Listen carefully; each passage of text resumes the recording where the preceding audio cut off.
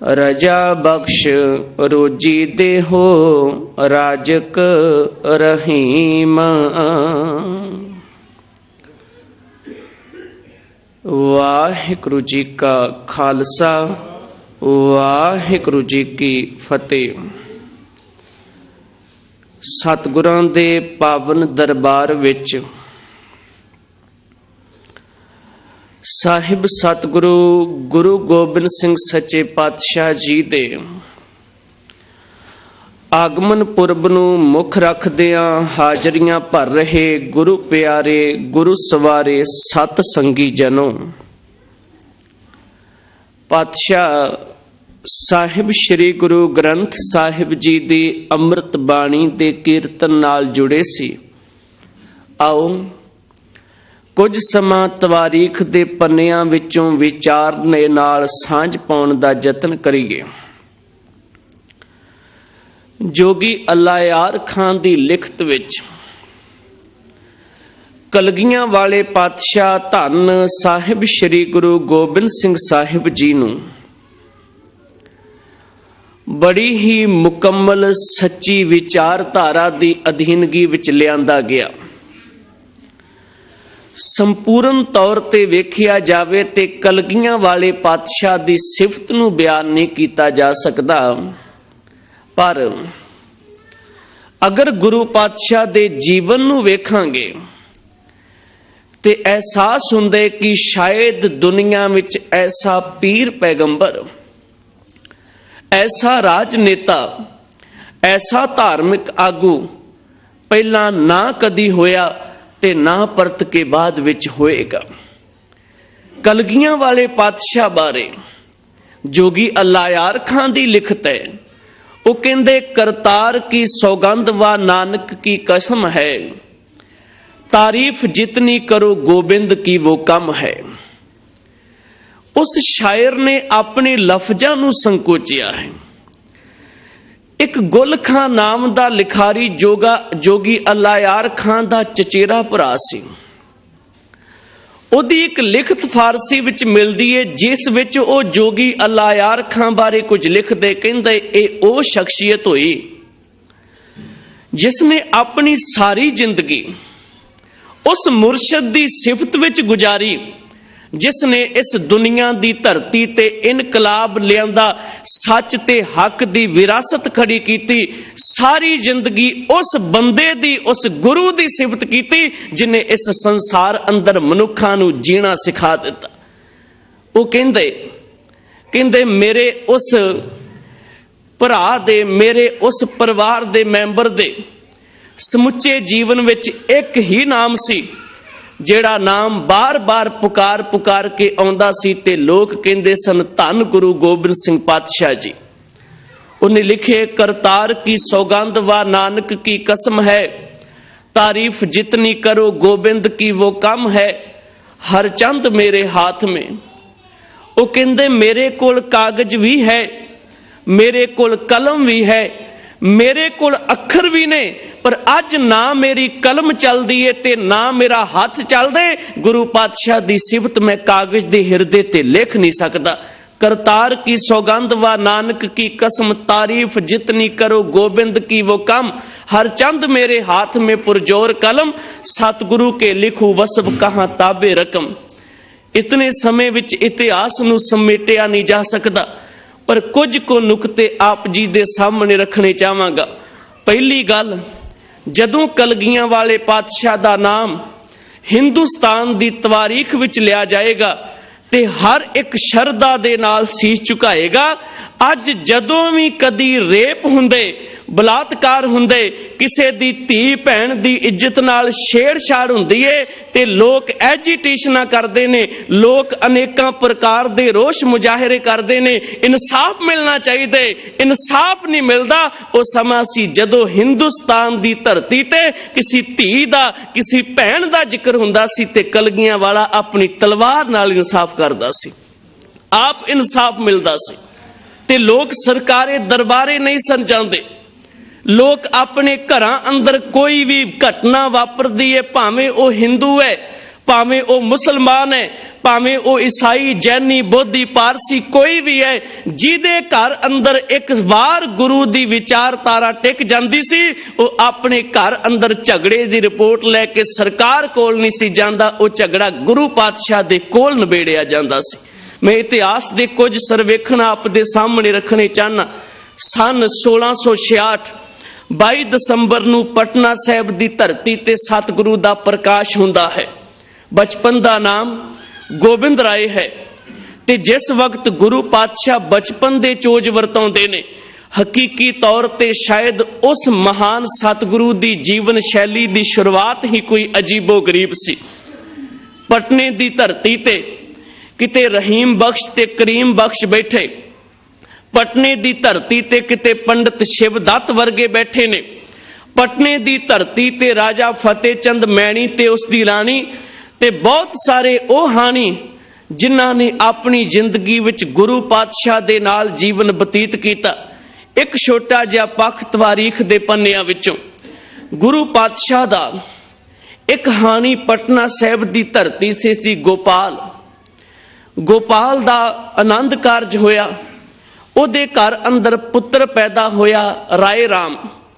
उस राय राम नूं इतिहास ने लिखारी पेश कीते। ਉਹ ਰਾਏ ਰਾਮ ਆਪਣੀਆਂ ਲਿਖਤਾਂ ਵਿੱਚ ਇੱਕ ਗੱਲ ਕਹਿੰਦਾ ਧੰਨ ਗੁਰੂ ਗੋਬਿੰਦ ਸਿੰਘ ਪਾਤਸ਼ਾਹ ਬਚਪਨ ਵਿੱਚ ਮੇਰੇ ਬਾਪ ਨਾਲ ਖੇਡੇ। ਜੋ ਮੇਰੇ ਬਾਪੂ ਨੇ ਮੈਨੂੰ ਸੁਣਾਇਆ, ਉਸ ਸੁਣਾਏ ਹੋਏ ਮੁਤਾਬਕ ਮੈਂ ਕਹਿਣਾ ਚਾਹਨਾ ਕਿ ਦੁਨੀਆ ਵਿੱਚ ਐਸਾ ਬੱਚਾ ਅੱਜ ਤੱਕ ਨਾ ਕਦੀ ਪਹਿਲਾਂ ਹੋਇਆ ਤੇ ਨਾ ਕਦੀ ਬਾਅਦ ਵਿੱਚ ਹੋਏਗਾ। ਜਦੋਂ ਪੰਡਿਤ शिवदत्त गोदावरी ਦੇ किनारे बैठ के अपनी जिंदगी नूं संपूर्ण करदे, ये सोचदे कि शायद मैनूं रब दे दीदारे हो जाण।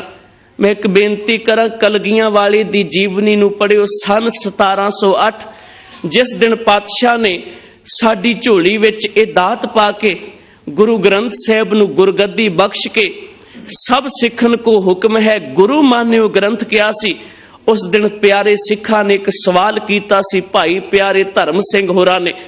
वो कहते ने पातशाह ठीक है, गुरु ग्रंथ साहिब दी बाणी शुरू तो गुरु है ते असी गुरबाणी मुताबक ही तुरांगे, पर पातशाह जे तुहाडे दीदारे करने होण, तुहानू वेखना होवे ते साडी चाहत की।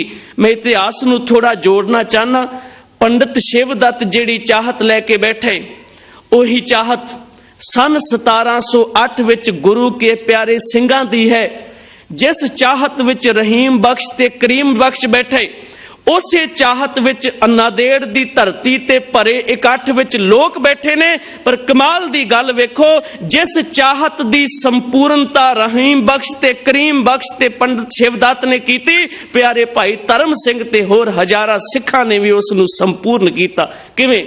धन गुरु गोबिंद सिंह साहिब सवाल करदे ने, जवाब दिंदे ने जदों कि तुसी मैनू वेखना चाहते हो, मेरे दीदारे करने ने, मैनू तकने ते पंज प्यारियां नू वेख लियो। सतगुरु दे सामने फिर सवाल, पातशाह जे पंज भी ना होण, ओ गुरु साहिब कहंदे ने फिर अपने आप अंदर किसे सिख दे दीदारे कर लई। ओ कहंदे जे कोई भी सिख ना मिले फिर की कीता जावे। साहिब ने कहा सी अपने आप नू तैयार बर तैयार करी। आईने दे सामने शीशे दे सामने खड़ा होई, जदों साबित सूरत तू अपने आप नू वेखेगा, तेरे विचों मैं तेनू नजर आवांगा। ये गुरु पातशाह ने उदों जवाब दिता।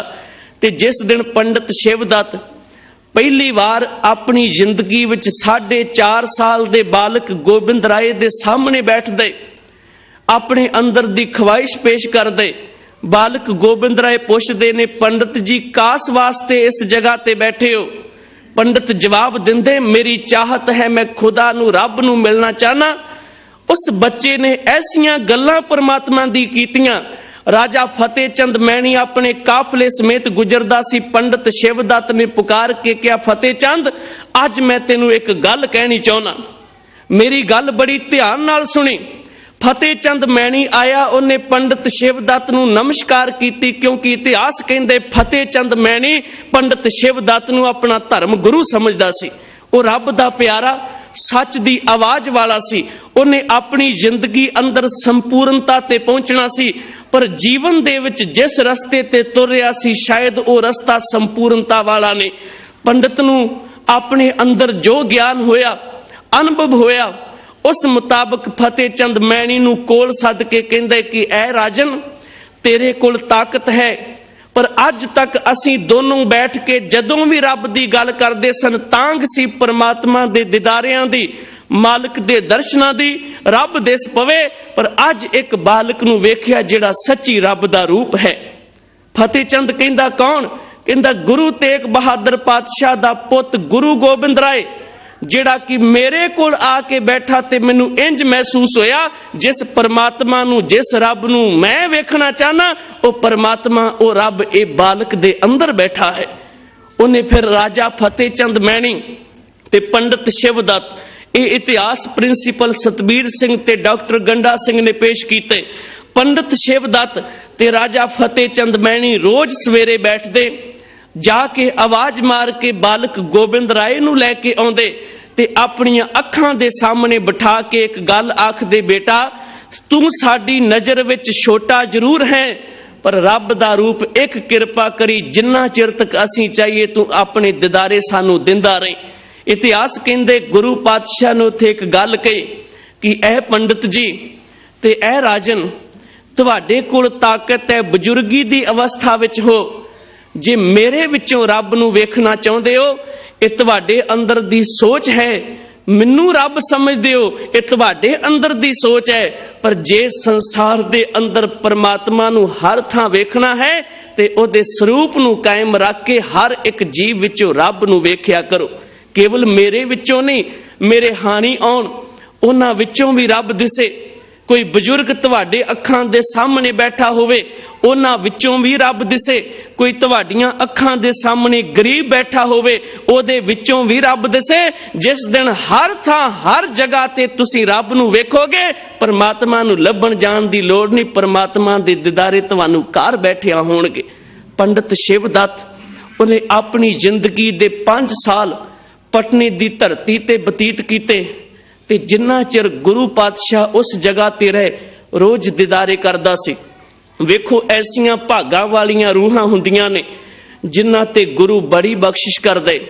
पातशाह पटने दी धरती तो आनंदपुर साहिब आउंदे ने। ओ बजुर्ग पंडित शिवदत्त उम्र करके वडेरे गुरु पातशाह नूं रस्ते विच छड्डण आउंदे। अखीर पटने दी धरती तो संगत जदों गुरु गोबिंद सिंह पातशाह दे दीदारे करन वास्ते सन 1673 विच जदों आनंदपुर साहिब वसन तो 2 साल बाद आउंदी है, पंडित शिवदत्त, राजा फतेह चंद मैणी ते उस दी राणी, ये दोनों गुरु पातशाह दे दरबार विच हाजरी भरदे ने।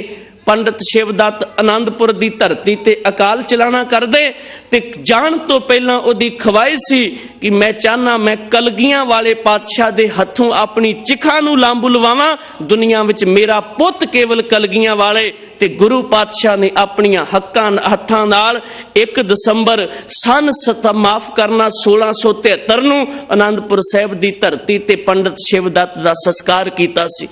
इतिहास ਚੱਲਿਆ। जीवन दे विच गुरु साहिब बार बार यही गल सिखाउंदे ने कि अगर मैनू वेखना चाहते हो, अगर मेरे दीदारे करने ने, मेरे विचों अपनी जिंदगी विच कुछ हासिल करने, ते मेरे ज्ञान ते तुरो, मेरी सिक्ख्या ते तुरो। ते शायद कलगियां वाले पातशाह दा जीवन बड़ा संघर्षमयी है।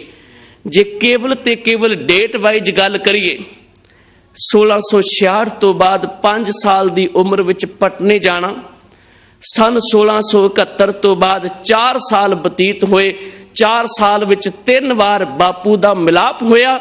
चौथी वार जे बापू तखत ते बैठे ते पंडित किरपा राम आउंदे ते सीस मंग के लै जांदे। सन 1675 विच बापू दा अपने हत्थां दे नाल सीस दा संस्कार करदे ने। सन 1681 विच राजा भीम चंद आके एक गल कहंदे कि गुरु पातशाह तुसी आनंदपुर दी रुकावट करो, इस जगह ते असीं होर फैलाव नहीं होण देना। पर किसे दा डर नहीं, क्योंकि जदों इतिहास दी घटना नूं वेखदे हां, उम्र है 3.5 साल, पटने दी धरती ते सरकारी एहलकार आउंदे ने, लोग झुक के सलामा करते ने। कलगियां वाले पातशाह बचपन विच 3.5 साल की उम्र विच उन्हां दा मूँह चढ़ाउंदे ने ते अपने हानियां नूं भी कहंदे ने अज तो बाद इन्हां नूं कदी झुक के सलाम नहीं करनी, ये पाप कमाउंदे ने, ये अपनी जिंदगी विच भैड़ी बिरती वाले ने, झुकने ते रब दे प्यारे अगे, असल विच इन्हां पापियां अगे कदी नहीं झुकना। पटने दी संगत ने असाम चिट्ठी भेजी। असाम तो बाद वो चिट्ठी ढाके गई। गुरु पातशाह धन गुरु तेग बहादुर से प्रचार फेरी ते ने। पातशाह ने गल कही, संगत कहंदी है पातशाह तुहाडा बच्चा साडे घरां नूं उजाड़ देगा, क्योंकि ये ओ सरकारी एहलकार ने जिहड़ी किसे दी परवाह नहीं करदे, जिहड़े कदी किसे नूं नहीं वेखदे कि किहदा घर उजड़दे, किहड़ा तबाह हुंदे, किहड़ा बर्बाद हुंदे।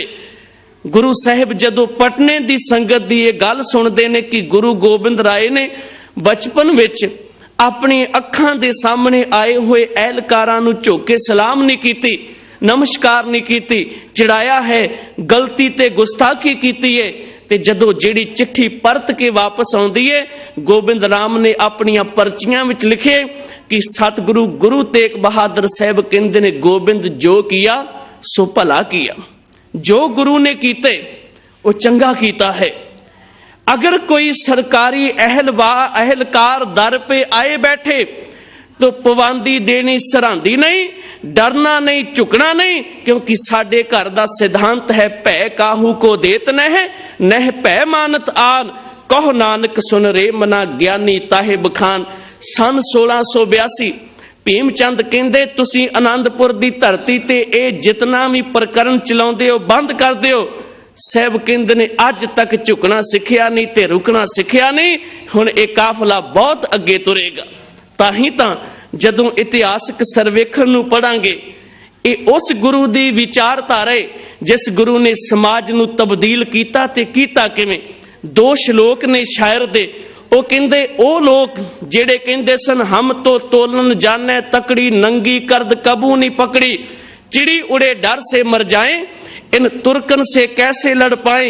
ओही लोग अज गुरु दे दरबार विच सिंह सजे, गुरबाणी पढ़ी, अमृत छकिया, गुरमत दे धारनी बने, सच दी बोली मुताबिक तुरे, ते ओही गुरु की आवाज नूं सुन के ए अपने अंदर एहसास करदे ने कि साडा गुरु कहंदे धर दूंगा एक एक को शमशीर के आगे, करूंगा हर एक को दिलो जीना सीर के आगे। दुनिया तो झुकती है तकदीर के आगे, पर अब तकदीर भी झुकेगी मेरी शमशीर के आगे। धन गुरु गोबिंद सिंह पातशाह ने 1682 विच रणजीत नगारा बनाया। सन 1686 विच पहली जंग कीती, फतेह हासिल हुई। उस तो बाद पीर बुद्धू शाह गुरु पातशाह दे दरबार विच हाजरी भरदे। जंग दे मैदान विच 2 पुत कुर्बान हुंदे ने, कंगा ते केस अपने घर ले जांदे, ते अज तक ओदियां पीढ़ियां ने उस कंगे ते केस नूं संभाल के रखे, केवल निशानी ही नहीं सांभी। पीर बुद्धू शाह ने गुरु पातशाह दी मोहर भी अपने परिवार विच ला के गल आखी सी, पातशाह जदों तक कुल्लां रहणगियां साडे परिवार दा कोई मैंबर केस कतल नहीं कराएगा। अज इतिहास सर्च करके वेख लो, सिंध दी धरती ते पीर बुद्धू शाह दा परिवार अज भी साबित सूरत विचरदा है। उन्होंने अज तक केस कतल नहीं कराए, अज तक सिखी तो दूर नहीं गए, अज तक धर्म तो दूर नहीं गए, अज तक उन्होंने गुरमत विचारधारा दी बोली नूं नहीं अपनाया।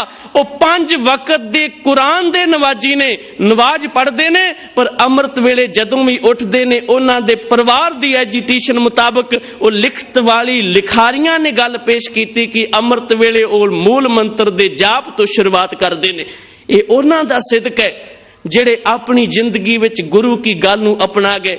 हैरानगी हुंदी है, मिस्टर मैकालप ने सिख हिस्टरी वॉल्यूम विच एक गल पेश की। वो कहंदे दुनिया विच बहुत सारे ऐसे जिहड़े गुरु की विचारधारा तो कुर्बान हुए, गुरु की बोली तो कुर्बान हुए, ते उन्हां ने अपने पुत गुरु तो वार के क्या पातशाह सिखी दे, असीं तेरे बचनां नूं कमा सकीए। पर अज हालात कुछ वखरे बन गए, जिन्हां तो गुरु 4 लाल वार के कह गया, इन पुत्रन के शीस पर वार दिए सुत 4 मुए तो क्या हुआ जीवत कई हजार। उन्होंने गुरु दी रत्ती जिन्नी कदर नहीं पाई।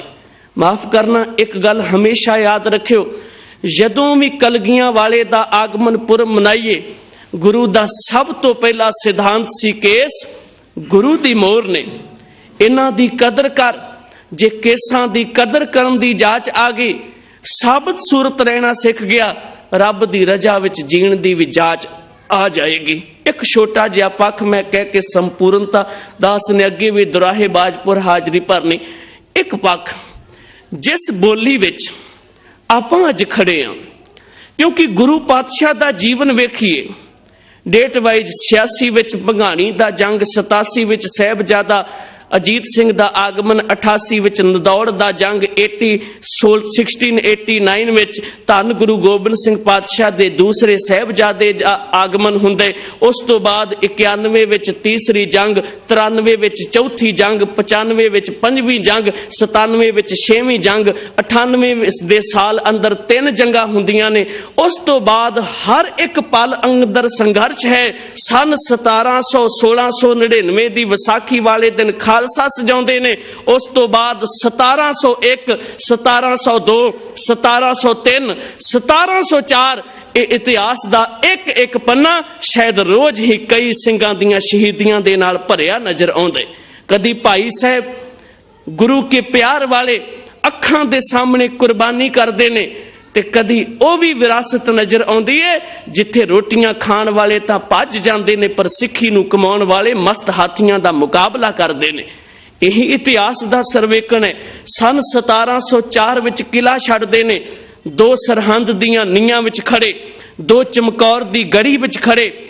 खबर आउंदी है गुरु पिता अज थोड़ी जी साडे घर अंदर दुख आवे, मैं बेनती करा कलगियां वाले दा आगमन पुरब मना रहे हैं, किते भाणे विच जीना सीखिए। मेरी स्पीड थोड़ी इस करके तेज है कि छेती छेती थोड़ा प्रकरण निकल के सामने आवे। धन गुरु गोबिंद सिंह पातशाह साडे तो सब कुर्बान कर गए। 10 कल सर पानीकर दी एक लिखत पढ़दा पिया सी। उस लिखत विच उन्हें क्या कमाल दी गल पेश कीती। वो कहंदे दुनिया दे लोग अपने पुत दी लाश चुकण तो गुरेज करते ने। दुनिया दियां अखां दे सामने किसे बाप दा बच्चा अकाल चलाना कर जाए सुध नहीं रहिंदी, उन्होंने सुरत कोई नहीं। किसे मां दा पुत चढ़ाई कर जावे, वो अपनी जिंदगी विच चिखा ते सड़न वास्ते भजदी है। पर कलगियां वाले पातशाह तेरी कुर्बानी वेखिए, तू अपनी जिंदगी विच अखां दे सामने 4 लालां नूं वारिया, अपनियां जीवनियां विच कुर्बानी कीती, ते अजीत सिंह दी लाश धरती ते डिगदियां सार तू आकाश विच जकारा भी गजाया। सर पानीकर ने लिखिया, वो कहंदा क्यों ये सब कुछ? असी अपना घर बचाउणा चाहते हैं, साडा अपना बच जावे, दूसरियां दा उजड़ जावे। किते ध्यान मारो कलगियां वाला अपना उजाड़ गया ते साडे घरां नूं आबाद करके चला गया। उन्हें अपना उजाड़ लिया। ज्ञानी सोहन सिंह सीतल ने लिखिया, पंथ वसे मैं उजड़ा मन चाओ कनेरा, धन सतगुर कलगियां वालिया क्या तेरा जेरा, तेरा तुझको सौंपते क्या लागे मेरा। ये सब कुछ इस करके मेरा अजीत चला जावे, जुझार चला जावे, जोरावर चला जावे, फतेह चले जावे, बाप चला जावे, मां चली जावे, पर जिस खालसे नूं पुत बनाया वो खालसा मेरा जींदा रवे, क्योंकि गुरु दी पहचान इस खालसे तो होनी है। ते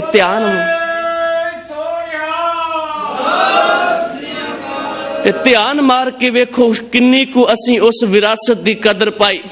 साबित सूरत बन के अपने आप नूं गुरु दे सामने रखना सी।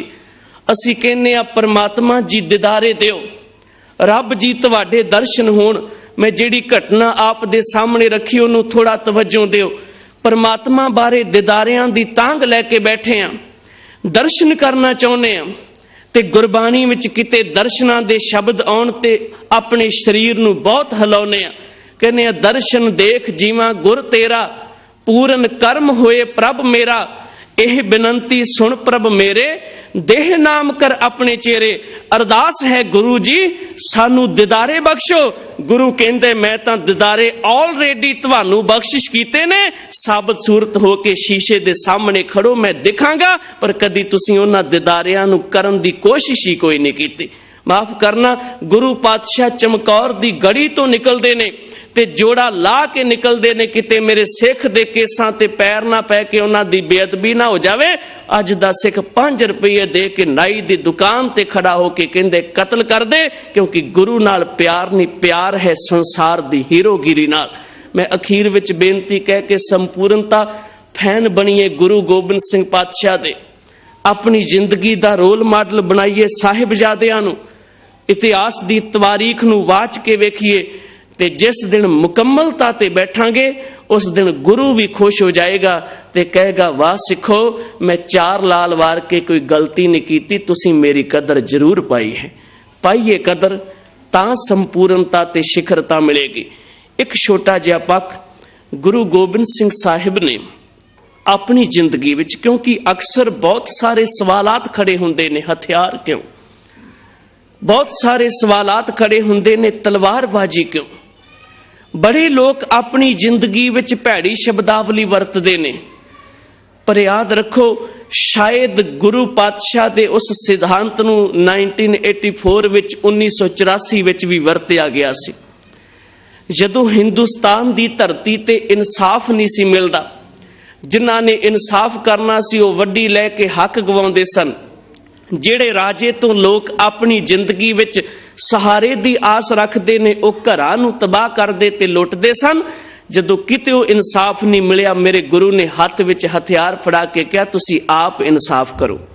ਸਨ 1984 ਆਈ, ਗਿਆਨੀ ਜਰਨੈਲ ਸਿੰਘ ਭਿੰਡਰਾਂ ਵਾਲਿਆਂ ਨੇ ਉਸੇ ਇਨਸਾਫ ਦੀ ਲੜੀ ਨੂੰ ਪੂਰਾ ਕੀਤਾ। ਯਾਦ ਰੱਖੋ ਅੱਜ ਵੀ ਸਾਡਾ ਇੱਕ ਸਿੱਖ ਬੈਠਾ ਹੈ ਜਿਹੜਾ 43 ਦਿਨਾਂ ਤੋਂ ਬਾਅਦ ਸ਼ਾਇਦ ਜ਼ਿੰਦਗੀ ਦੀ ਇੰਤਹਾ ਦੇ ਕਿਨਾਰੇ ਤੇ ਹੈ, ਕੇਵਲ ਇਸ ਕਰਕੇ ਕਿ ਇਨਸਾਫ ਮਿਲੇ, ਪਰ ਜਿਨ੍ਹਾਂ ਤੋਂ ਮੰਗ ਰੱਖਦੇ ਆ ਉਹ ਹਮੇਸ਼ਾ ਸਾਡੇ ਕੱਟੜ ਵਿਰੋਧੀ ਰਹੇ।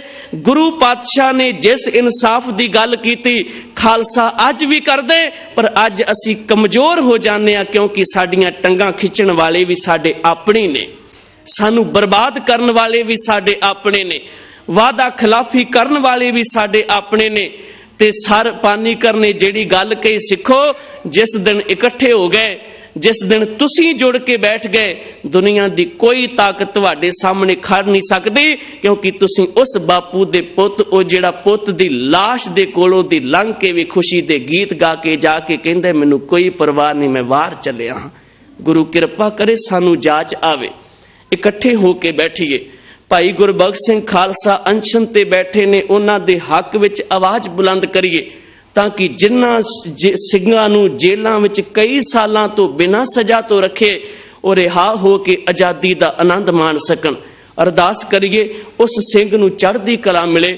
ਜਿੱਥੇ ਕਲਗੀਆਂ ਵਾਲੇ ਪਾਤਸ਼ਾਹ ਦੇ ਪ੍ਰਕਾਸ਼ ਪੁਰਬ ਦੀ ਖੁਸ਼ੀ ਵਿੱਚ ਹਾਂ, ਉੱਥੇ ਆਪਣੇ ਮਨ ਨੂੰ ਇਸ ਪੱਖ ਤੇ ਵੀ ਟਿਕਾਈਏ ਕਿ ਦਾਤਾ ਅਸੀਂ ਇਕੱਠੇ ਹੋ ਕੇ ਬੈਠਾਂਗੇ, ਸਾਂਝ ਬਣਾਵਾਂਗੇ, ਵੈਰ ਵਿਰੋਧਤਾ ਨੂੰ ਖਤਮ ਕਰਕੇ ਹਰ ਵਕਤ ਗਾ ਕੇ ਕਵਾਂਗੇ ਹੋਏ ਇਕੱਤਰ ਮਿਲੋ ਮੇਰੇ ਭਾਈ, ਦੁਬਦਾ ਦੂਰ ਕਰੋ ਲਿਵ ਲਾਏ, ਹਰ ਨਾਮੇ ਕੇ ਹੋਵੋ ਜੋੜੀ, ਗੁਰਮੁਖ ਪੈਸੋ ਸਭਾ ਵਿਛਾਏ। ਭੁੱਲਾਂ ਦੀ ਖਿਮਾ। ਸਾਰਿਆਂ ਨੂੰ ਆਗਮਨ ਪੁਰਬ ਦੀਆਂ ਬਹੁਤ ਬਹੁਤ ਵਧਾਈਆਂ। ਵਾਹਿਗੁਰੂ ਜੀ ਕਾ ਖਾਲਸਾ, ਵਾਹਿਗੁਰੂ ਜੀ ਕੀ ਫਤਿਹ। ਰਾਮ ਕਲੀ ਮਹਿਲਾ ਤੀਜਾ। ਆਨੰਦ ਏਕ ਓੰਕਾਰ ਸਤਿਗੁਰ ਪ੍ਰਸਾਦ। ਆਨੰਦ ਭਇਆ ਮੇਰੀ ਮਾਂ। ਜ਼ਿੰਦਗੀ ਵਿੱਚ ਇਹ ਫੈਸਲਾ ਕਰਕੇ ਤੁਰਦੇ ਕਿ ਮੈਂ